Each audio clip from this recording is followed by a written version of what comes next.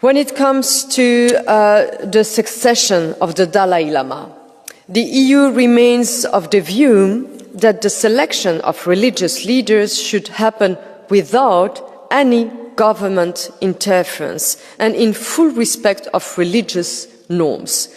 This was also recalled during the 40th EU-China Human Rights Dialogue that was held in Brussels on 13 June 2025.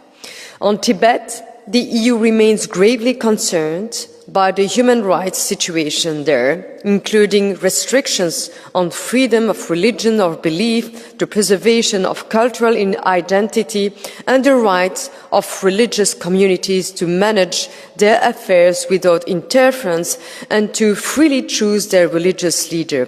And we will continue to call for credible information on the whereabouts and well-being of the 11th Panchen Lama.